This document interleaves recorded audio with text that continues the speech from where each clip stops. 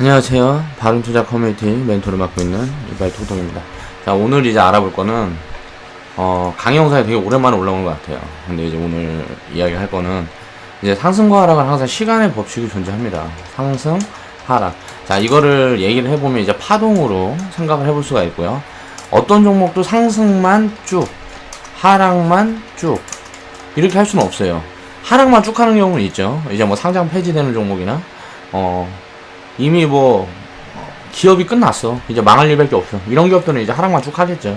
근데 이 하락만 쭉 하는 경우에도 살짝 반등을 주면서 하락을 한다는 거죠. 그러면 우리는 이 파동을 어떻게 이용을 해야 되고, 상승과 하락, 이 시간의 법칙을 이해를 해야 된다는 거예요. 시간의 법칙. 자, 이 시간의 법칙에 뭐가 들어가냐면 복리가 들어갑니다. 이 복리를 입히기 위해서는 시간이 필요해요. 시간이 필요하다. 뭐 단타 매매로 어쩌니 저쩌니, 뭐 매매를 잘하면 하루에 10%를 버니, 단타. 그러면은 단타꾼 해갖고 하루에 10% 벌면요, 자, 우리가 복리로 입혀갖고 계산을 해보자고. 계산기 두들겨갖고 하루에 10%씩 만약에 계속 벌 수 있다 그러면 이걸 그냥 계산 딱 쳐보면 100만원 갖고 10억 금방 만들어버려요. 한 50년 후면 한국 사버린다고. 하루에 10%씩 계속 자산을 그냥 100만원 갖고 증식만 시킬 수 있다 그러면 몇 년 안 돼가고 한국 가버려요. 근데 그게 불가능하다고. 왜?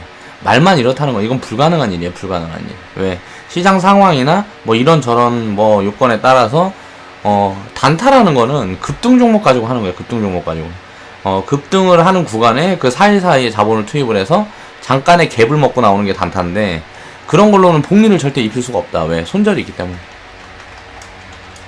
자, 손실이 최대한 없어야 돼요. 손실을 최대한 없으려면 어떻게 해야 돼요? 버텨야 돼. 들고 버티는데 아무거나 들고 버티면 안 된다 그랬죠. 자, 꼭대기에 있는 종목들 지금 들고 버티면 어떻게 되겠어요? 이게 빠질 때도 하락을 할 때나 상승을 할 때나 이제 시작을 해버리면 오래 가버린다고. 2년이고 3년이고 이렇게 가버려요. 상승을 하면. 하락을 해도 마찬가지고 장기 추세로 보게 되면. 그럼 들고 버틴다 그러면 꼭대기에서 사서 버티는 게 아니고 바닥에서 사서 버텨야 된다는 거지. 그러니까 그런 부분에 대한 이제 방법론을 이제 계속 이야기를 했고, 이 상승과 하락, 이 시간의 법칙을 이해를 하게 되면 장기 투자하는데 마음이 되게 편안해진다는 거예요. 이거를 이제 이해를 먼저 하는 게 이제 중요하고, 이해를 한다 하면 경험을 해봐야 돼요. 경험을 해봐야 내가 마인드가 흔들리지 않고 대외적인 변수 뭐 여기저기서 떠들어대는 말에 현혹되지 않고 그걸 이제 믿고 끝까지 끌고 갈 수가 있단 말이에요. 그렇게 하기 위해서 내 심리를 최대한 안정시킬 수 있는 시스템이 필요하겠죠. 그래서 그걸 하기 위해서 우리는 종목을 많이 들고 간다. 종목이 몇 개 없으면 불안하단 말이에요, 이게. 그러니까 종목을 최대한 좀 어느 정도는 들고 가줘야 돼요. 제가 생각했을 때 최소 20종목에서 200종목. 자, 이거 종목은 200종목 이렇게 들고 가려면 인건비가 굉장히 많이 필요해요. 이 200개가 되는 종목을 분석을 매일 하고 뭐하고 하는데 이게 일반 인력을 할 수가 없단 말이야. 그냥 혼자서 할 수가 없다고. 그럼 전업을 해야 되겠지. 주식만 해야 된다고. 다른 거 하지 않고. 그렇기 때문에 종목을 이렇게 압축을 하는 거예요. 그래도 최소 20개는 갖고 와야 된다. 왜? 이 안전성을 확보를 하기 위해서. 그러니까 10개에서 20개는 갖고 가야 된다는 거예요. 종목 수가 줄으면 줄일수록 대형주 위주로 안정적인 포트를 운영을 해야 되겠죠. 종목이 많으면 중소형주, 잡주들 막 섞어서 해도 돼요. 근데 종목이 적다. 그러면 안정적인 흐름을 보이는 이제 대형주 위주의 포트를 구성을 해야 된다는 거죠. 자, 이제 세세하게 하나씩 들어가서 살펴보겠습니다. 자, 이게 SK 하이닉스 월봉 차트예요. SK 하이닉스가 처음 2008년도에 딱 만든 거예요. 이제 바닥을 만들어서 진바닥을 만들었단 말이야. 그리고 나서 상승이 나오고 각도가 상승 각도보다 약하게 하락 각도가 나왔죠. 자, 조정 각도를 그냥 하락 각도로 보면 거의 뭐 횡보나 다름없지만, 보면 4개월 내리고 5개월 올랐다가 뭐 6개월 내리고 또 7개월 올라가고 이렇게 해갖고 한 1년 3개월 겨버리니까 이 구간에서 이미 개미들은 다 털려요. 그리고 이 구간에 매집한 세력은 누구겠어요? 당연히 외국인이지. 그리고 나서 또 이제 상승을 3년 동안 쭉 해버리는 거야. 그리고 하락은 1년 6개월. 항상 상승하는 종목은 우리가 진바닥을 잡았다 그래도 버틸 수 있는 방법이 없습니다. 상승 기간이 끝나는 시점을 포착을 해야 돼요. 자, 하락각도보다 상승각도가 큰 기간. 보면 상승각도 키고, 하락각도가 이렇게 음봉 하나 나고 또 상승을 시작했죠. 하락각도 약하고, 또 상승각도가 크죠. 양봉 2개, 음봉 2개 나왔는데, 2달 상승하고 2달 내렸는데, 2달 내리는 기간 동안 각도가 약하잖아. 그리고 또 상승각도가 크고, 하락각도가 약하단 말이야. 2달 오르고 4달 내렸는데, 상승과 하락이 비슷해. 그럼 상승각도가 더 크단 소리잖아요. 그리고 나서 상승을 하고, 하락각도가 갑자기 커졌어. 그쵸? 보면 8달이 오르고 4달이 내렸는데 4달 내린 게 더 많이 빠졌잖아. 그러면 이제 반등 구간에 어떻게 한다? 포지션을 청산을 해야지. 왜? 포지션을 청산을 하든가 아니면 좀 쉬어가는 거지. 이건 이제 하방, 조정이 시작했다고 볼 수 있는 거니까요. 그러니까 시간의 법칙이란 게 뭐냐면 이거는 이제 짧은 중기 포지션, 중단기 포지션을 보는 거란 말이에요. 중단기 포지션을 월봉을 이렇게 체크를 하면 하락각도가 커지면 이제 조정은 시작됐다는 거고, 조정은 언제까지 간다?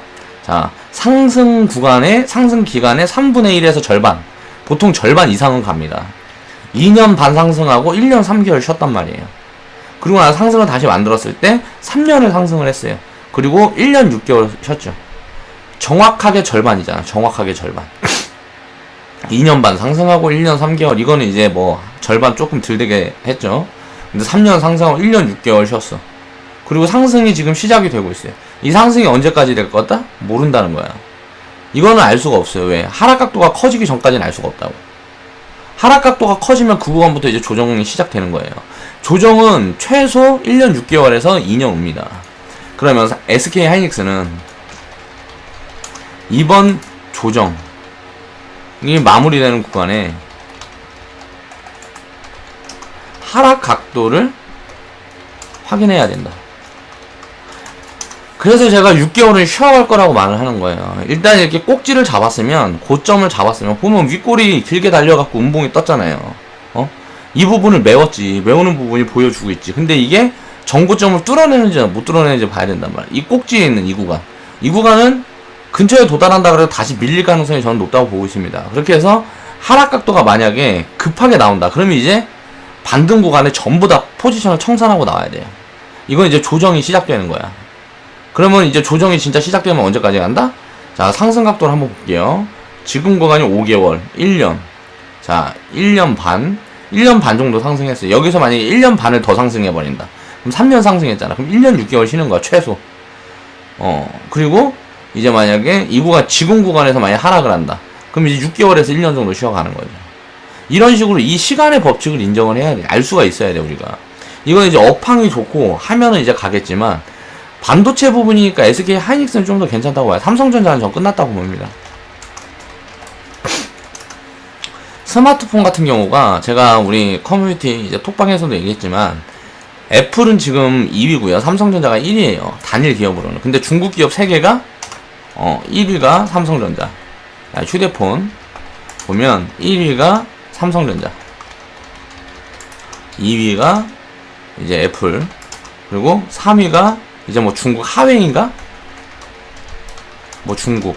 그리고 4위, 5위도 이제 뭐 비본가 뭔가 해갖고 아무튼 4위, 5위가 다 중국 기업이에요.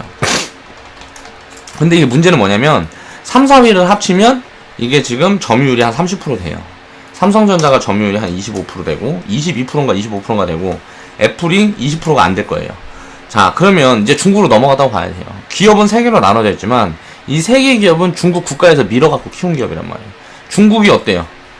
이제 애플은 미국 기업이고 삼성은 한국 기업이죠. 중국은 어디 기업이에요? 중국은 어때? 공산국가잖아. 중국에 있는 자본은 중국이라는 나라에서 운영을 하는, 중국은 하나의 커다란 기업이라고 보면 됩니다. 그러니까 이 자본을 이렇게 몰아서 줄 수 있는 이런 강력함이 있어요. 왜? 이런 거를 좀 강제적으로 할 수가 있으니까. 그럼 정치인이 제대로 된 사람이면 크게 클 수가 있겠죠. 국가가 크게 성장을 할 수가 있어요. 근데 이게 뭐가 리스크냐면, 정치인이 뭐 김정은 같은 애고 이래버리면 중국은 이제 그냥 부도 나는 거예요. 근데 지금 중국 이제 최고 권력을 가진 사람이 누구예요? 시진핑이잖아. 시진핑이 굉장히 이런 걸 잘하고 있죠. 그렇기 때문에 중국은 이렇게 큰 성장을 이루어낸 거라는 거예요. 지금 전장산업 자동차도 마찬가지로 조선도 지금 1위에요. 중국이 다 가져갔단 말이야. 이제 뭐 한국이 잠깐 1위 왔다 그러는데 일본이 원래 유럽이 가장 강대국이었고 조선은 유럽에서 일본으로 넘어와서 자 조선 업황 흐름 이걸 살펴보면 이제 유럽에서 일본으로 넘어갔어요. 일본에서 한국으로 넘어갔죠. 이제 한국에서 중국으로 넘어갔단 말이야.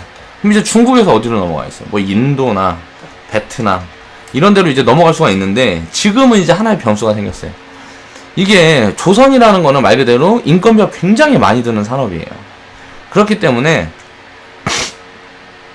기술력이 굉장히 중요하지만 이 인건비 부분이 무시를 못한단 말이야. 기술력이라는 건 말 그대로 한국의 기술력을 가진 기술자들이 많이 있으면 돈 더 주고 데려와 버리면 된다고. 중국이 조선을 키운 거는 그거예요. 뭐 2배씩 줘버려. 한국에서 예를 들어 연봉 막 5천만원 받으면 중국에서 1억 5천씩 줘버린다. 우리 데리고 가. 그래가지고 그 기술력을 빼가는 거라고.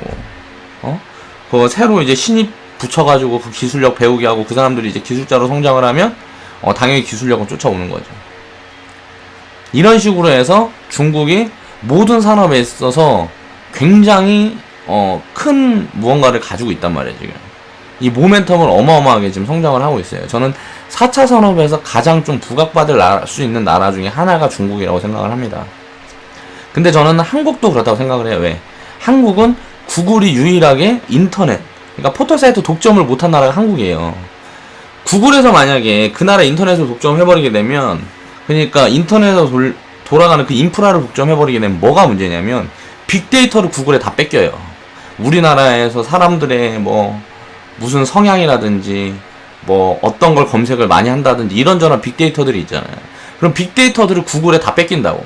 그 나라 사람들의 성향을 구글이 다 분석이 가능하기 때문에 우리나라 시장을 이제 휘두를 수가 있다는 거죠. 이제 한국은 네이버에 대한 독점력이 워낙 강하기 때문에 지금 구글이 유일하게 들어와서 뺏어내지 못한 시장이 한국 시장이에요.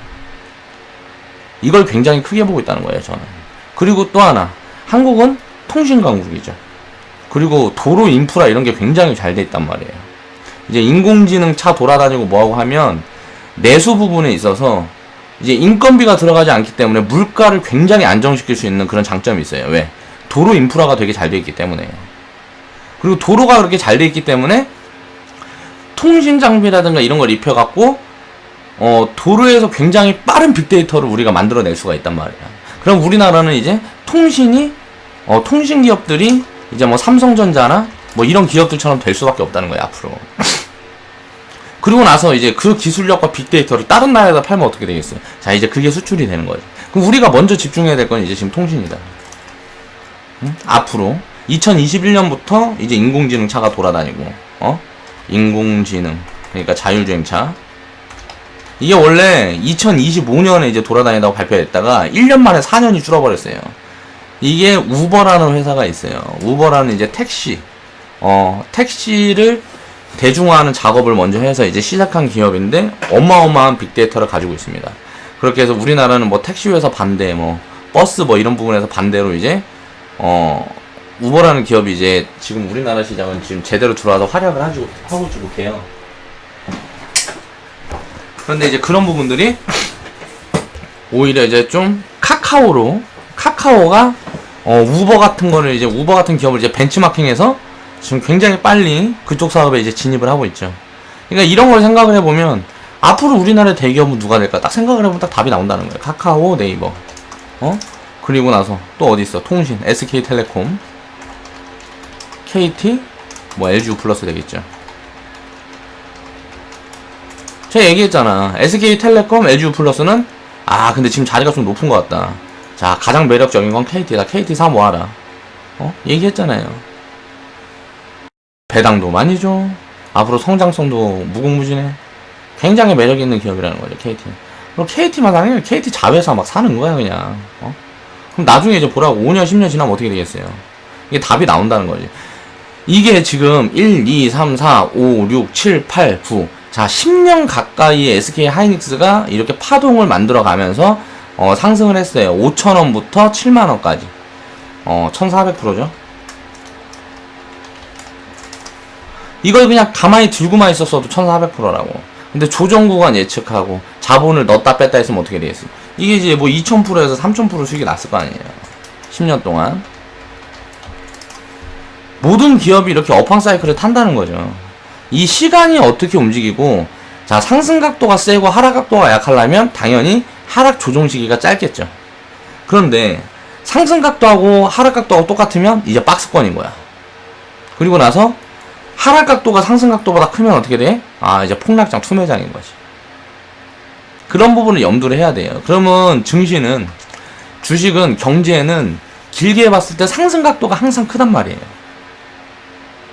코스닥 같은 경우도 보면 상승 각도가 훨씬 크고 코스피도 상승 각도가 훨씬 크단 말이에요. 그런 부분은 우리가 알고 있어야 돼요. 이 상승을 시작하기 전 10년은 어땠다? SK하이닉스는 한 10년 이상을 쉬었어요. 이 투자를 계속 하면서 이런 기술력을 만들고 이런 시간이 한 걸리고 나서 기술력을 확보하고 뭐하고 한 다음에 이제 투매장이 펼쳐졌을 때, 폭락장이 펼쳐졌을 때 완벽한 자리를 만들어준 거죠. 이 구간은 다시는 내려오지 않는 거예요. 이게 2008년도라고. 지금 이제 2018년 거의 10년이 지나가지만 2008년도에 이 자리를 하향 이탈한 종목들은 거의 다 상장 폐지됐을 거예요. 이 자리가 거의 진바닥이라는 거죠. 그럼 앞으로 이런 자리가 또 온다면 최고의 매수 시점이 되겠죠. 그걸 우리는 기억하고 돈을 계속 불리고 하면서 그런 기회를 기다려야 된다는 거예요. 이런 기회가 오면 어떻게 되겠어? 그냥 박아놓고 2년만 놀다가 계좌 딱 열어보면 내가 연봉을 5천 받는 사람이면 내가 어느 정도 해갖고 돈을 집어넣으면 내 10년, 수십 년의 연봉이 10년만 지나면 나와버린다고. 그럼 어떻게 돼요? 노후 준비 끝났잖아. 인생 끝난다고. 주식 투자는 그렇게 생각을 해야 된다는 거야. 그 시간을 견딜 수 있는 사람들만 성공할 수 있는 시장이에요. 그렇기 때문에 단타 당장 때려치라고요. 시간이 아까워서 안 해요. 저도 내가 단타 매매를 못해서 안 하는 게 아니고 리딩을 하면서 잠깐 짬내서 하려고 그러다가도 시간이 아까워서 단타 매매라는 걸 안 한다는 거예요. 그 기간에 좀 더 좋은 기업을 분석을 하고 그 기업을 오래 끌고 갈 수 있고 그런 기업들을 하나하나 늘려가는 게 내 미래에 더 도움이 되기 때문에. 단타 매매하면 그 시간이 줄어들잖아. 뉴스를 분석하고 이런저런 무슨 뭐 데이터를 분석하고 이런 시간이 줄어들잖아. 단타 매매하면 그 매매만 보고 있어야 되니까. 그러면 이게 이제 보면 길게 봐도 굉장한 손해라는 거죠. 나한테. 내가 그 매매한다고 이런 걸 놓치게 되면. 내 시간을 효율적으로 쓰게 되려면, 그런 부분은, 과감하게 버리라는 거죠. 매매를 좀 할 줄 아는 사람들이 그 단타 매매를 버리고 다른 부분에 집중을 하게 되면, 굉장히 큰 효율이 생깁니다. 이 상승과 하락은 파동이라는 걸로 인해서 시간의 법칙이 있다. 이 시간의 법칙을 이해하라는 거예요. 상승 각도가 크면 상승의 절반 정도가 하락 조정 시기가 마무리가 된다. 그럼 하락 각도가 완만하게 나온다는 걸 보여지면 이제 조정이고, 처음에 각도를 키웠을 때 보면 이 구간까지는 계속 이렇게 중단기 포지션을 보면 음봉이 조금씩 나오면서 양봉이 계속 많이 나오고, 음봉이 2개 나오고 양봉이 4개 나왔는데, 이건 보면 기간은 하락 기간이 길었지만 각도는 상승 각도가 훨씬 크잖아요. 양봉 2개, 음봉 4개 나왔는데 이 상승한 부분을 다 훼손을 하지 않았어. 그럼 상승 추세가 이어졌다는 거지. 근데 상승을 8개월 했는데 하락을 4개월 했는데 갑자기 각도가 커졌다 이렇게. 그럼 이제 이때부터 조정이 시작이라고 보는 거야. 이때도 마찬가지죠. 상승을 2개월 했는데 음봉 전 걸 보자고. 상승을 2개월 했는데 한 달 만에 이만큼 빠졌어. 그럼 이건 이제 무너진 거야, 시장이. 이제 시작됐다는 거죠. 조정이 시작됐다고 볼 수 있는 거야. 그리고 나서 1년 동안 쭉 빠져버리는 거야. 그리고 나서 다시 바닥 만들어주고, 자, 이렇게 가는 거죠. 그럼 이런 바닥에 있는 종목들만 찾으면 되잖아. 이런 자리, 이런 자리, 이런 자리, 이런 자리, 이런 자리, 이런 자리에 있는 종목들만 찾아서 사서 우리는 보유를 하면 된다고요. 어렵지 않잖아요. 자, 엘리어트 파동이라는 게, 이 엘리어트라는 사람이 있습니다. 이 엘리어트라는 사람이 처음에 이 파동을 개발을 한 다음에, 그래갖고 이 각도를 이해한 거죠. 상승 각도, 하락 각도 이런 부분들을 이해를 하고 이 파동이라는 이론을 만들어냈어요. 그래서 이 이론을 만들어서 대입을 해보니까 이게 딱딱 들어맞는 거야. 그래서 미국에 있는 유명 누구한테 투자를 할 수 있는 그런 역량이 있는 사람한테 연락을 했더니, 쌩 깠어. 대도 않는 소리 하지 말아라. 그러면 몇 년 있으면 지구 사버린다. 그런 게 있으면 여태까지 사람들이 모를 리가 없다라고 생각을 하고 무시를 했던 거죠. 근데 이제 그 사람이 대폭락이라든가 뭐 이런 부분들을 이런 조정파나 상승파 이런 걸로 인용해서 맞춰낸 거예요. 맞춰서 그 사람한테 이제 편지를 보내고 하니까 그 사람이 예를 들어서 2007년 11월부터 하락을 시작해서 하락을 시작한 게 판단이 됐으면 이제 12월 달부터 1년 동안 주가는 큰 폭으로 하락을 할 거다라는 편지를 보내요. 한 달 전에나. 그럼 그 구간이 된 다음부터 진짜 그렇게 떨어지기 시작하는 거예요. 그럼 어떻게 돼요? 사람들이 신기하잖아. 이거 신 같잖아, 그 사람은. 그러니까 이제 놀란 거죠. 그런데 그 다음에 이거 어떻게 한번 운으로 맞췄겠지 했는데 그 다음에 또 그런 이제 대상승을 또 맞춰낸 거예요. 이 엘리어트라는 사람이. 그러니까 이제 엘리어트라는 사람을 만나서 이제 뭐 투자 무슨 회사 만들고 뭐하고 하면서 큰 돈을 거머쥐었죠. 그런데 이제 이 엘리어트라는 사람은 쉽게 말하면 눈탱이 맞았죠. 세상은 그렇게 착한 사람들이 많지 않아요. 결론은 그렇게 해서 세상에 공개된 게 이제 엘리어트 파동이라는 거예요. 그리고 일본에서 이제 각도 이론을 얘기한 또 일본의 또 유명한 투자자가 있어요. 그런 사람들이 이런 걸 만들어 놓은 걸 가지고 우리가 대입을 해보면 돼요. 그냥 편안하잖아요. 자, SK하이닉스는 상승 1파. 보통 보면 엘리어트 파동은 상승을 5파로 칭하고요. 하락은 3파. 하락은 각도가 굉장히 깊어요. 그러면 상승 1파, 조정 2파, 상승 3파, 조정 4파. 자, 상승 5파. 여기에서 중요한 부분이 뭐냐면 상승 1파보다 상승 3파가 각도가 더 커야 돼. 그리고 상승 3파보다 상승 5파가 각도가 더 커야 돼. 어떻게 SK하이닉스는 어때요 지금? 상승 1파보다 상승 3파가 각도가 크죠. 상승 3파보다 상승 5파가 각도가 크죠. 엘리어트 이론에 딱 맞아 떨어져 있잖아. 그럼 이제 하락을 시작할 때는 어떻게 되겠어요? 하락 각도가 굉장히 깊어질 거라는 걸 알 수가 있겠죠. 하락 3파는 하락을 시작하고 자 반등이 들어오고요. 자 그리고 나서 하락 3파가 진행이 됩니다. 이런 부분을 알아야 돼요.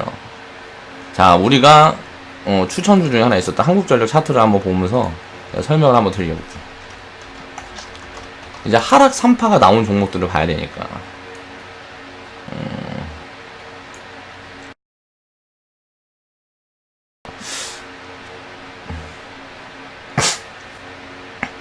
이것도 거의 나온 것 같은데 볼게요.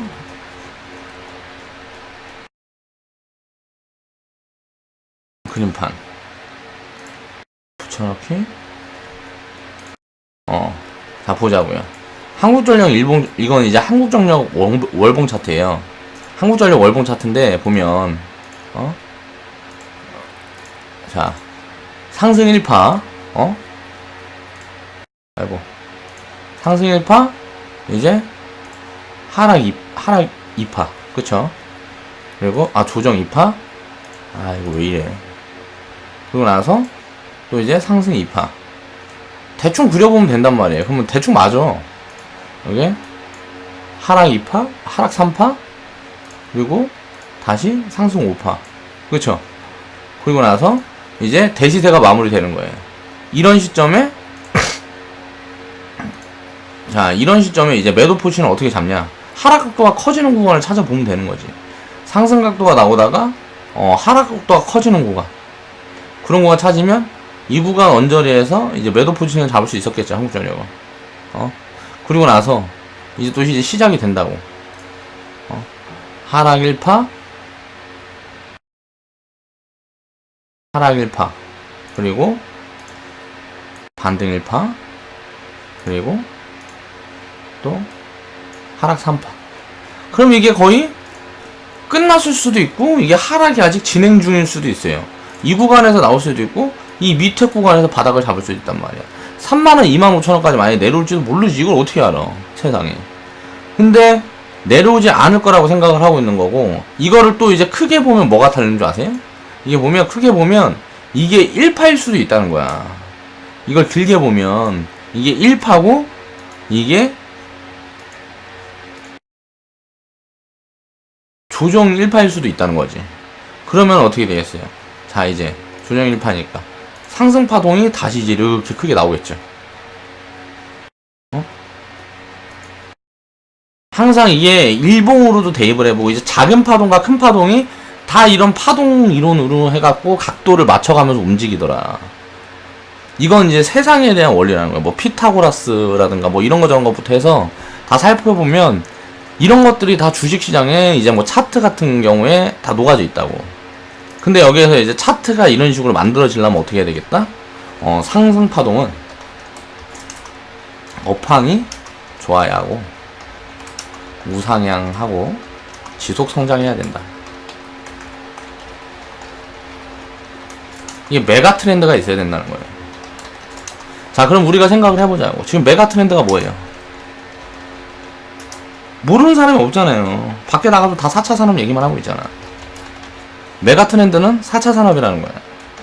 이 메가 트렌드를 가지지 않은 기업들은 지금 투자 매력이 없어요. 이 메가 트렌드를 가지고 있는 기업 중에 실적이 계속 좋아지고 업황이 타고 지금 바닥에 있는 종목들 찾아서 우리는 가지고 오래 가지고 가면 된다는 거예요. 그럼 이런 상승 뭐 1000% 이런 수익 시도 때도 없이 만들 수 있다.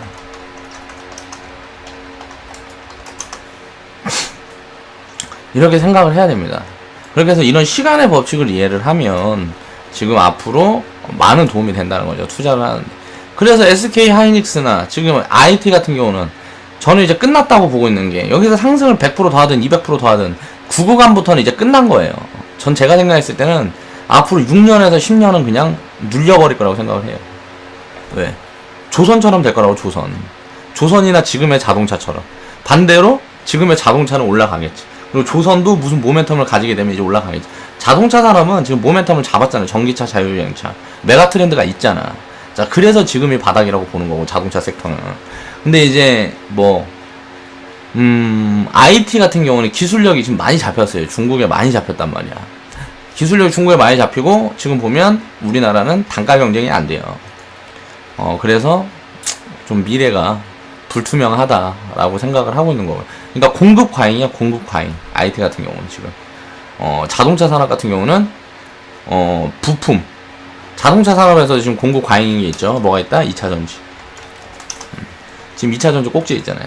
공급 과잉이 되는 거예요. 이제 공급 과잉 시그널이 이제 보여지고 있어요.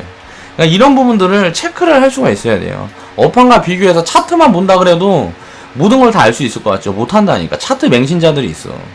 그러면 차트가 이렇게 가는데 모든 차트가 이런 모습으로 가지 않거든. 이런 모습으로 가는 이유가 있어야 돼요. 그리고 아무리 좋은 그 업황을 타고 뭐가 좋은 무언가 뉴스가 있고 뭐가 있다 그래도 이렇게 조정 구간은 항상 반드시 거친다. 그러면 업황이 굉장히 좋은데 이런 조정 구간이 와 있다. 그럼 어떻게 되겠어? 아이고 감사합니다. 그럼 막 쓸어 담아 놓으면 된다고. 이런 것들만 계속 찾아가면 돼요.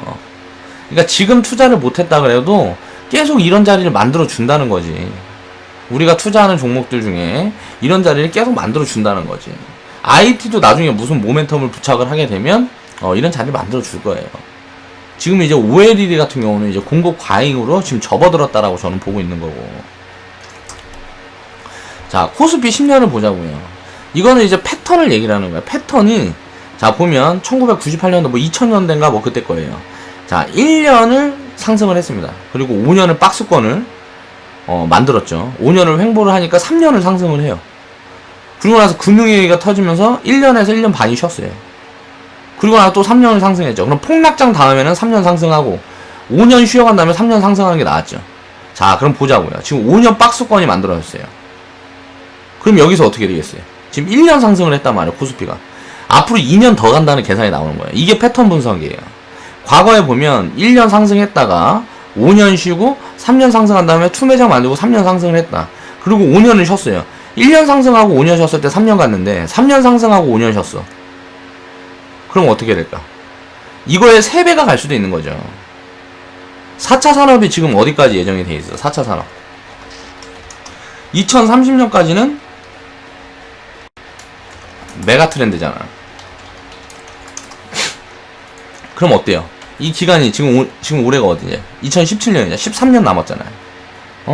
그러면 이게 공급 과잉이 되고 이게 다 보급되는데 2030년이라고 잡으면 그 전에 기술 개발이 2025년 정도 보자고요. 그러면 이게 1년 상승하고 5년 쉬니까 3년 갔는데 3년 상승하고 5년 쉬었어. 그럼 이게 9년이 가버릴 수도 있다는 거예요. 지금 1년 상승했는데 2017년이잖아. 2017년이니까 앞으로 9년이 8년이 남았다 그러면 딱 2023년 딱 맞아 떨어지잖아. 2025년까지. 2025년에 이런 모든 것들이 인프라가 갖춰지면 그때는 이제 모멘텀이 소멸된단 말이야. 그러고 나서 이제 뭐 경제 위기가 또 올 수도 있어요. 그때 경제 위기는 뭐가 올까요? 딱 우리가 생각을 해볼 수 있다는 거지. 사람들이 인건비가 뭐 오르고 뭐하고 이게 문제가 아니고 기계가 모든 걸 대체하면서 사람은 일할 데가 없어져요. 그러면서 뭐 폭동이 일어난다든지 그 사람들이 뭐 살고자 하는 무슨 뭐 이제 서민들이라든지 이런 사람들이 뭔가를 할 거 아니에요. 뭔가 문제가 생길 거라고. 서민들이 붕괴하면 어떻게 되겠어? 있는 사람들끼리만 먹고 쓰고 그 사람들끼리만 경제활동을 이렇게 하게 되면 파이가 작아지겠죠, 되게. 그럼 서민들이 돈을 벌 수 있는 무언가를 만들어 줘야 된단 말이에요. 그 부분이 이제 2025년 때부터는 그게 이제 화두가 될 거라고. 그러면서 경제 위기가 크게 올 거란 말이에요. 지금 보면 2018년도에 지금 문제가 되는 거는 가계부채예요. 전 세계적으로 지금 부동산이 굉장히 거품이 또 껴 있습니다. 그런데 그 부분에 대한 대비가 2008년도에는 대비가 안 돼 있어서 그렇게 큰 폭락을 맞고 세계 경제 위기가 온 거예요. 근데 그 부분에 대한 대비를 전 세계적으로 하고 있어요. 왜? 경험을 해봤기 때문에. 우리나라 같은 경우도 지금 보면은 가계부채에 대한 대책을 지금 내놓으면서 부동산 무조건 잡겠다 해서 문정부에서 지금 계속 하고 있죠. 이게 과거에 그런 데이터가 있는 거야. 과거에 그걸 경험을 해봤어. IMF가 뭐야? 기업한테 돈을 빌려줬어요, 은행이. 기업이 무너지니까 이제 기업들이 이렇게 무너질 수 있구나 하면서 무조건 투자만 하는 게 아니고 현금을 세이브를 많이 해뒀단 말이야. 그래서 2008년도에는 기업은 타격을 그렇게 많이 보지 않았어요. 2008년도에는 일반 서민들, 개인들이 타격을 많이 받단 말이야. 금융위기 때문에. 집들 다 경매로 넘어가고 부동산 폭락 시장이었단 말이에요. 쉽게 얘기하면 2008년도에는. 그 부동산 폭락을 경험을 해보니까 이제 불안해. 이거를 무조건 늦춰야 된단 말이야. 이 폭락 시기를. 그러려면은 서민들의 가계부채를 줄여야 돼. 서민들이 더 이상 집을 사지 못하게 만들어야 돼. 서민들이 더 이상 집을 사지 못하면 부자들이 이미 부동산에 지금 다 빠져나와 있어요. 상류층들은 부동산을 다 팔고 있단 말이에요, 지금. 근데 서민들은 아직도 계속 살라 그러니까 이게 문제인 거지.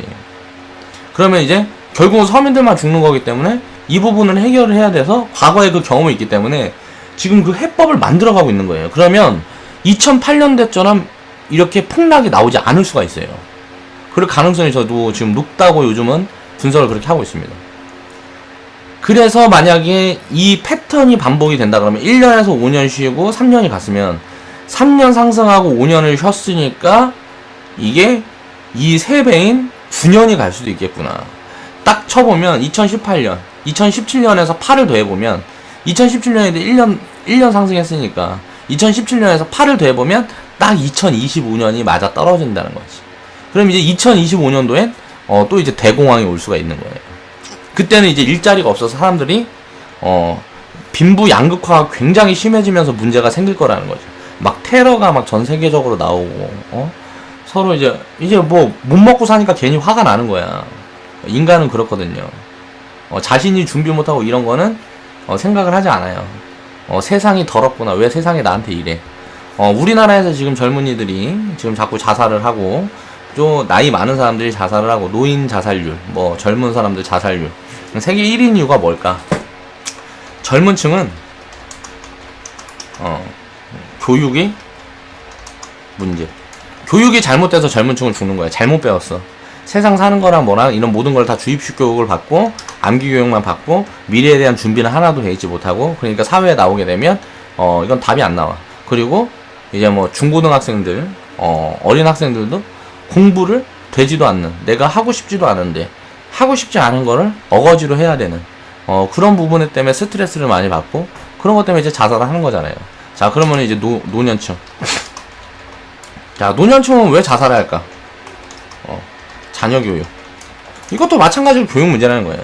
자녀 교육 가진 게 없어. 그걸 인정을 하진 않아요. 젊었을 때. 왜? 내가 일을 해서 돈을 벌 수 있는 능력이 있으니까. 근데 이제 노년층이 되면 일을 해서 돈을 벌 수 있는 능력이 없단 말이죠.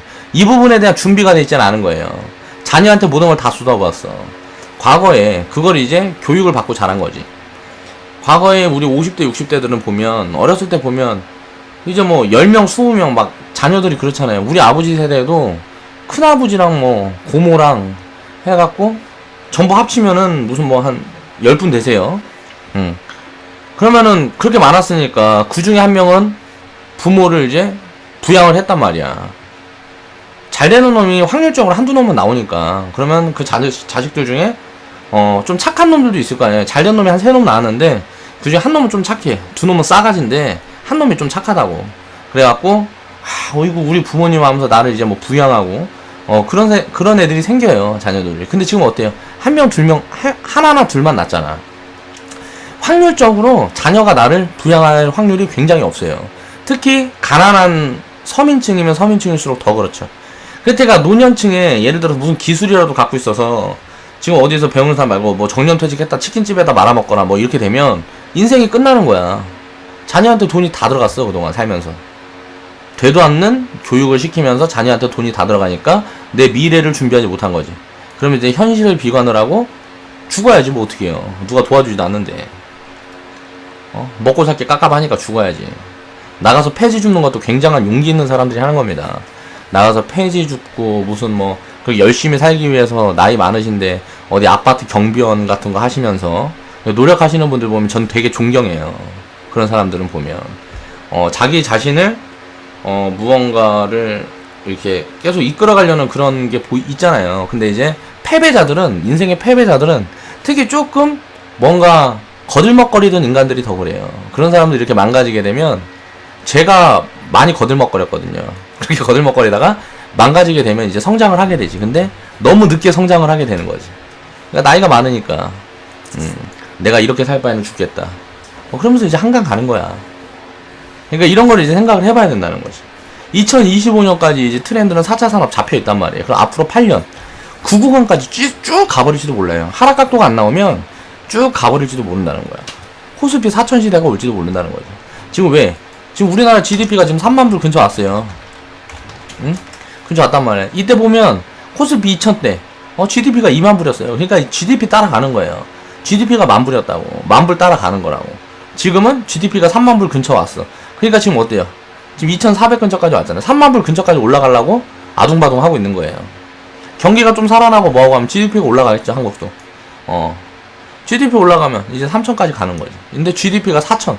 4만 불까지 올라가면 이제 가는 거예요. 4천까지 가는 거라고. 중간에 뭐 파동은 있겠지만 가는 거라고. 그리고 나서 이제 2025년이 되면 무너질 확률이 크다. 그러면 이제 바뀌겠죠. 이제 10년 주기로 이렇게 폭락이 나왔어요. IMF 2008년 금융위기.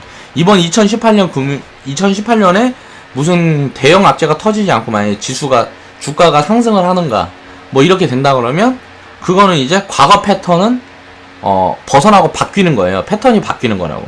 그 부분에도 생각을 해봐야 돼. 근데 2018년도에 만약에 가계부채 같은 문제들이 크게 터지면서 증시가 큰 하락을 맞는다든가 아니면 전쟁이 난다든가 북한이랑 그렇게 하면서 2018년도에 무슨 문제가 생겨서 2018년도에 우리나라가 대공황을 맞게 되고 시장이 폭락을 하게 되면 그건 이제 10년 주기설이 유지가 되는 거죠. 그러니까 이 패턴을 우리가 2018년도에 벗어날 수 있는지를 봐야 된다는 거예요. 이게 시간의 법칙이에요. 10년. 코스피 10년 시간의 법칙. 이걸 생각을 해봐야 된다는 거죠. 그러니까 트렌드상으로는 지금 두 가지. 2025년도까지 지수가 그냥 쭉 갈 수도 있겠다. 왜? 4차 산업이라는 굉장히 강한 메가 트렌드가 있으니까. 지금 이 자리부터 상승했다, 하락 좀 했다, 상승했다, 하락 좀 했다, 상승했다 하면서 엘리어트 3판을 이렇게 만들어갈 수가 있다는 거지. 엘리어트 3판을 이런 식으로 만들어갈 확률이 있다는 거예요. 2025년도까지. 그리고 나서는 대공황이 한번 오긴 올 것 같아요.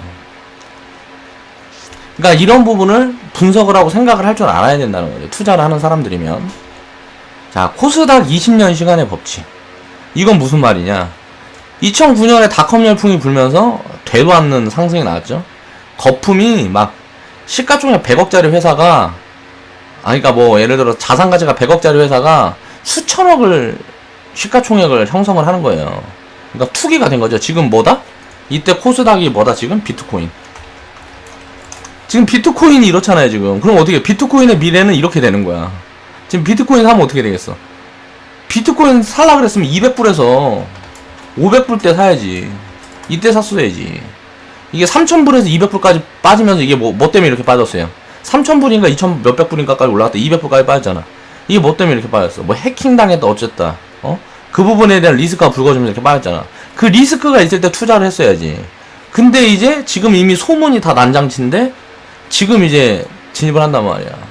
비트코인이 우리가 생각을 해보자고요. 가상화폐라는 게 비트코인 하나만 생길까요? 국가마다 가상화폐가 다 나올 거예요.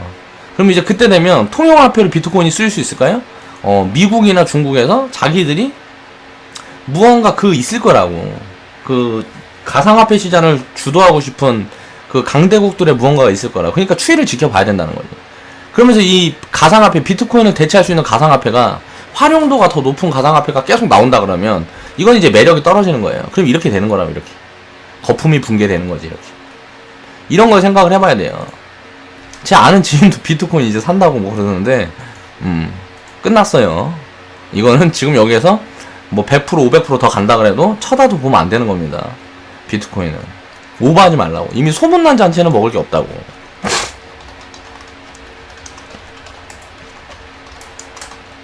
이걸 항상 기억을 해야 돼요, 투자자들은. 이거는 투기꾼이에요, 투기꾼.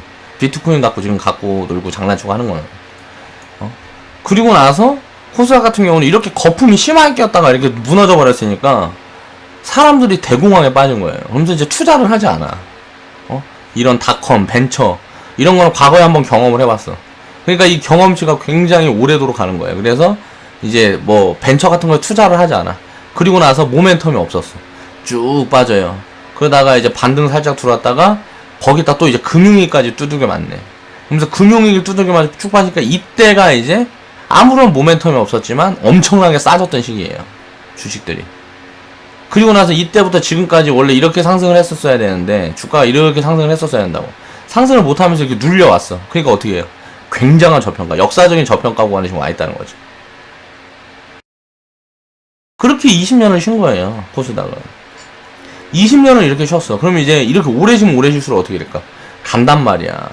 2900포인트 저는 넘어갈 거라고 봐요. 3000포인트 넘어갈 거라고 봐요, 코스닥이. 근데 일단 당장은 이제 한 1500포인트 정도 보고 있습니다. 이제 본격적으로 강세장 돌아가고 4차 산업 이 모멘텀들이 이제 부각되기 시작하면 우리나라에서 뭔가 실적을 만들어가는 시점에는 1500포인트까지는 갈 거다. 미친놈이라 그러겠죠? 지금 코스닥 뭐 600이고 700이고 얘기하고 방송사에서는 무슨 뭐 800 뭐 이렇게 얘기하고 하는데 1500 얘기하고 있으니까 이게 보자고. 나중에 내 말이 맞나 그들 말이 맞나. 항상 보면 제가 2월 20일부터 이거 유튜브 커뮤니티 이거 시작을 하고요. 제가 이야기했던 언급된 부분들 중에서 여태까지는 틀린 적이 단 한 번도 없어요. 과거에 무슨 사드 악재 때부터 해서 무슨 신재생 에너지 무조건 이건 메가 트렌드다 갈 수밖에 없다. 지금 분위기 많이 돌아섰죠. 자동차에 대한 얘기도 했었고 이것도 맞는지 보자고. 통신이 대장주로 부각될 거다라는 얘기를 했었고 IT가 끝날 거다. 지금부터 이제 쉬어가야 될 시점이다. 이런 이야기도 했었고 이런 부분들을 다 이제 앞으로 보자고요. 그러면서 코스닥 지수에 대한 내가 예견했던 이런 부분들 이게 맞는지도 보자고. 틀릴 수도 있어요. 틀릴 수도 있는데 언젠가는 갈 수밖에 없다는 거지. 우리나라가 이제 우상향을 이 기간은 모르겠어. 나는 근데 이제 7년 안에 갈 거라고 생각을 해요. 1500포인트까지. 지금 코스닥 지수가 따블이 나면 어떻게 되겠어? 종목들은 그냥 1000% 2000% 가버린다고요. 1000% 2000%가 뭐야? 10,000%씩 가버릴지도 몰라요. 이건 우리가 경험해보지 않은 그런 신세계니까. 앞으로 어떻게 될지 모른다는 거예요. 보면 어때요? 상승각도 주고 조종각도 완만하는데 오래 쉬었어. 그쵸? 기간은 오래 쉬었는데 상승각도가 훨씬 커요. 그럼 어떻게 돼? 자, 이제 슈팅이 강하게 나올 가능성이 굉장히 높아졌다라고 보면 됩니다. 상승각도가 강하고 완만하게 오래 쉬게 되면 가면은 굉장히 크게 간다는 거예요. 2015년도에는 바이오 제약이 갔죠. 그리고 이렇게 쉬는 동안에 바이오 제약이 다 빠졌단 말이에요. 거품이 무너졌어. 4차 산업 바이오 제약은 아직도 비싸죠. 자, 지금 싼 구간에 있는 종목들이 어마어마하게 많아요. 2015년도에는 바이오하고 제약밖에 안 갔어요. 다른 건 관계 없단 말이야, 코스닥에서. 그러면 지금은 4차 산업 모멘텀을 끼고 있는 섹터들이 어마어마하게 많습니다. 전기차부터 해서 무슨 별로문 게 다 있어요. 얘네들이 다 간다고. 그러면 지수가 폭발을 할 거라고요. 이게 이 시점이 언제가 되는지 우리가 추이를 지켜보면서 우리는 투자에 그렇게 임하면 되겠고, 강세장 제가 언급한 게 한 3월 5일? 3일에서 5일? 뭐 제가 이런 얘기 한 적 없어요. 집 팔아서 사도 된다 막 이런 얘기 했어요. 막 신용도 땡겨야 된다. 신용 뭐 돈이 없으면 신용이라도 한 10%라도 땡겨갖고 좀 추가해라. 이게 한 3일에서 5일 전이었단 말이에요. 근데 물론 그거는 내가 오버했어요. 신용 같은 거 하면 안 됩니다. 그럼 내가 버티지 못해요. 마인드가 내가 안 돼 있으니까 버티지 못한다고. 이제 그러니까 앞으로 보자고. 이제 800 넘어가 버리면 800포인트 이제 돌파해 버리면 저는 그냥 다이렉트로 꽂아버릴 거라고 생각을 하고 있어요. 1500포인트까지는. 자, 주식시장은 이제 10년마다 이제 변곡점이 온다. 이건 이제 패턴이죠. 과거의 패턴. 1998년부터 2008년. 그리고 이제 지금 상황까지 비교를 해보면 경제 변곡점은 항상 10년 주기로 나타난다. 이런 데이터가 있다는 거고. 과거 이제 1998년, 2008년을 살펴보면 그러니까 IMF 때는 기업 부채, 그리고 2008년도에는 이제 뭐 가계 부채, 그렇게 하면서 이제 부동산이 폭락을 한 게 2008년도였다. 이제 근데 2008년도에 금융위기를 겪으면서 금융권들이 학습을 했어요. 경험을 했단 말이야. 근데 이제 경각심을 가지고 그에 대한 준비를 하고 있어요. 그래서 내가 그런 걸 좀 봤는데 유보율이라든가 이런 거 저런 걸 봤을 때 2008년도처럼 크게 터질 일이 없겠더라고. 서민들은 망해도 은행은 그렇게 크게 위기가 되지 않을 확률이 좀 있겠다라는 그런 생각이 들어요. 근데 물론 당연히 위기설은 돌겠죠. 이렇게 되면. 그러니까 이번에 만약에 가계부채가 터진다 그러면 부동산 버블이 무너지는데 경제적인 타격을 입는다 그래도 증시는 안 무너질 가능성이 높아요. 왜냐면은 기업들이 가진 돈이 너무 많아. 2008년도에는 그렇게 지금처럼 기업들이 가진 돈이 많이 없었어요. 근데 부동산이 무너진다 그래도 기업들이 가진 돈이 많아서 증시는 그렇게 크게 무너지지 않을 가능성이 있다는 거죠. 물론 당연히 여기에 대한 리스크 요인으로 작용을 할 거예요. 근데 그때는 엄청난 기회가 될 수도 있다는 거예요. 기업들이 돈이 너무 많으니까. 우리나라 부채가 다 합해갖고 5천조인데 우리나라 대기업에서 5천조를 다 갖고 있어요. 돈을 굉장히 많이 벌어서 현금으로 세이브를 굉장히 많이 해놨다는 거죠. 그리고 그 세이브 해놓은 돈을 지금 막 풀고 있죠. 지금 뭐 때문에 풀고 있다? 그동안은 돈을 풀지 않았어. 메가 트렌드가 없어서. 대기업들이 돈을 풀지 않았다. 투자도 안 하고 뭣도 안 하고 아무것도 안 했단 말이에요. 대기업들이. 근데 이제 대기업들이 돈을 풀기 시작했다. 우리나라에 돈 가진 사람들은 대기업밖에 없어요. 왜? 그냥 일반 국민들은 전부 거지야. 그냥 대기업들밖에 없습니다. 돈 갖고 있는 거는. 그거는 뭐 이제 뭐 가격, 뭐 지금 보면 그냥 주변만 둘러봐도 은행빚 없는 사람 없잖아요. 서민들은 은행빚 없는 사람들이 없더라고. 나도 물론 가지고 있고. 그렇다 보니까 그런 거 빨리빨리 정리를 해야 돼요. 은행빚은. 그렇게 해서 그게 정리가 되지 않으면 우리나라는 잘 살 수가 없어요. 영원히. 그렇게 생각을 해봐야 되고. 이제 대기업들이 그렇게 해서 돈을 풀지 않으니까 이게 경기가 죽었다가 대기업들이 이제 돈을 풀기 시작했어요. 왜? 4차 산업. 이게 왜 돈을 풀기 시작했는지를 생각을 해봐야 돼요. 뒤처지면 기업이 망하겠다는 위기의식이 생기는 거야. 이제 4차 산업 때문에. 그러니까 이제 투자를 안 할 수가 없어. 그럼 돈이 풀면 어떻게 돼요? 내수가 살겠죠. 근데 우리나라 내수는 어떤 부분을 살릴 수 있을까를 생각해보면 앞으로 고용은 계속 줄어든다 그러면 부자들이 점점 양극화가 심화가 되겠죠. 그럼 앞으로 사업을 할 때 부자를 포커스로 두는 사업만 해야 된다는 거예요. 서민을 포커스로 두는 사업은 앞으로는 점점 매력이 떨어지는 거예요. 왜? 서민들은 점점 가난해질 거니까 쓸 돈이 없어. 이제 부자들을 포커스로 두고 사업하는 사람들은 그런 사업을 중점으로 고민을 해야 된다는 거예요. 이런 걸 다 예측을 해볼 수가 있다는 거죠, 데이터로. 그렇다면 이제 이번에 부동산 버블이 무너지면서 경제적 타격을 입는다 그래도 그 중에 이제 대기업들, 싸진 기업들이 많을 거 아니에요. 그동안 비싸갖고 쳐다도 못 보고 있었는데 막 싸졌어.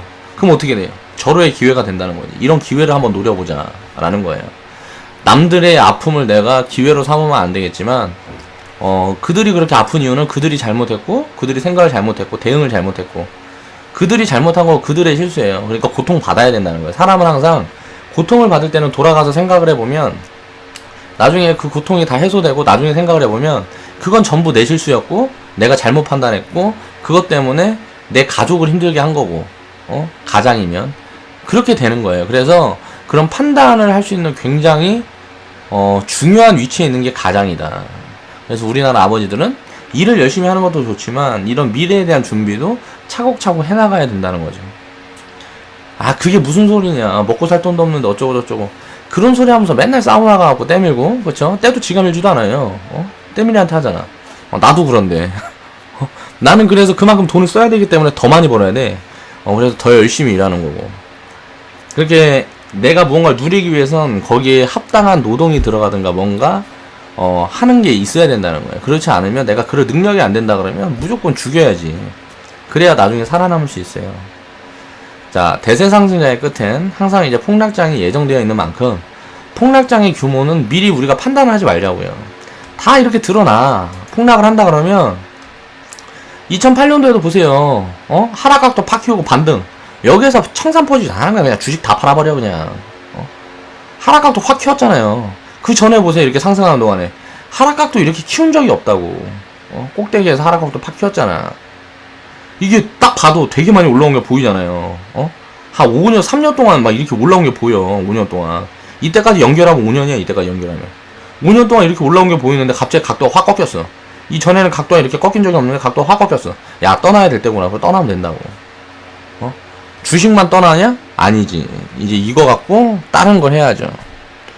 이런 상황이 왔을 때는 우리도 한국 주식 포지션은 굉장히 많이 청산할 거예요. 한 주식 비중 한 20%, 10%?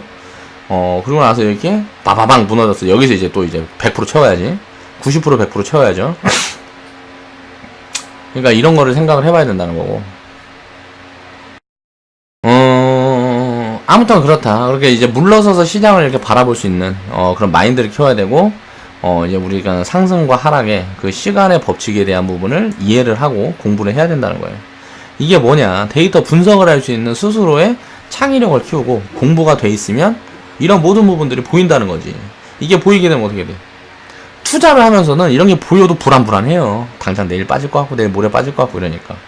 그렇게 심리가 계속 요동치는 사람들은요, 계좌를 딱 닫아놓고 한 달에 한 번씩만 보는 연습을 하는 것도 좋다고 봐요, 저는. 그러니까 그렇게 심리가 요동치는 분들은 우리 회원분들 중에도 그렇게 계좌를 자꾸 열어보지 않을 수 있도록, 내 심리를 다스릴 수 있도록 그런 원칙을 스스로 만들어서 운용을 하시길 바랍니다. 자, 하이닉스 월봉 차트로 엘리어트 파동을 설명을 드렸었고, 자, 그리고 나서 자, 우리가 패턴 분석을 어떻게 하는지, 내가 패턴 분석 같은 부분을 어떻게 하고 이런 부분에 어떤 걸 대입을 하는지라는 걸 볼 수가 있다는 거죠. 그리고 나서 코스닥 같은 경우는 굉장히 앞으로 빅사이클이 남아있다. 그렇기 때문에 지금 이제 빅사이클을 시작하는 그 구간이라고 생각을 해서 뭐 무서워하고 고민할 필요가 없다 라는 지금 이야기를 하고 있는 겁니다. 그리고 나서 지금 이제 변곡점을 지금 10년마다 오는데, 이런 패턴을 과연 이번 2018년도에는 벗어날 수 있는지 이런 걸 한번 지켜보자 라는 거고요. 지금 그래요. 그래서 지금 굉장히 조정 같은 부분에 이제 걱정 많이 하고 계시는 분들이 많은데, 지금부터는 이제 코스피가 좀 눌리고 코스닥이 갈 거예요. 이제 코스피는 여러 가지 부분에서 보면 좀 조정을 줄 것 같은 시그널을 계속 만들고 있어요. 근데 코스닥은 아직 시작도 안 했기 때문에 조정을 받을 게 없다는 거지. 조정을 받을 게 없어요. 코스닥은 아직 시작도 안 했어요. 그렇기 때문에 2015년도에는 코스닥이 가고 2015년도 코스피는 가지 못했어요. 그러니까 이제 2016년도에 이제 2016년 11월부터 이제 2015년부터 가고 조정을 받은 다음에 그 다음 상승은 이제 코스피가 가는 거야. 그렇게 해서 2016년도에서 2017년도까지는 코스피가 상승을 계속했죠. 이제 다시 같이 지금 조정을 받았단 말이에요. 그리고 조정을 받았고, 이제 코스피 같은 경우는 이제 횡보를 하든가 상승 탄력은 많이 없을 거고, 코스닥이 못 갔기 때문에 또 이제 코스닥 차례가 온 거죠.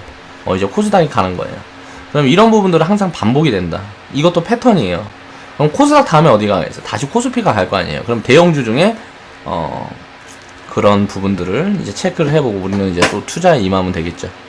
항상 이런 시간의 법칙, 상승과 하락에 대한 파동에 대한 시간의 법칙은 우리가 생각을 하고 그 기준으로 삼아서 분석에 입혀봐야 된다라는 이야기를 마지막으로 오늘 이제 영상은 여기서 마무리하겠습니다.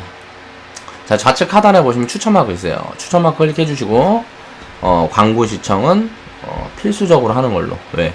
광고 수입이 좀 들어와야 돼. 요즘 장이 안 좋고 뭐하고 하면서 제가 수입이 많이 줄어갖고 개인 계좌를 좀 박살내고 있습니다. 생활비 뺐어야 되니까.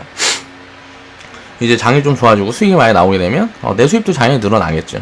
그렇게 되면 조금 더 부유한 생활을 영위하는 거고, 그리고 나서 이제 사업 준비도 해야 되고, 회원분들이 돈을 많이 벌면 나한테도 이제 수입이 들어오는 구조니까. 우리 커뮤니티는 그렇잖아요. 그렇기 때문에 회원분들이 돈을 벌어야 되니까 마인드 단디하고, 그렇게 해서 잘 버텨서 나중에 큰 수익을 만들어 가고, 그렇게 미래를 차츰차츰 한 발씩 한 발씩 그렇게 준비할 수 있는 그런 시간이 앞으로도 됐으면 좋겠습니다.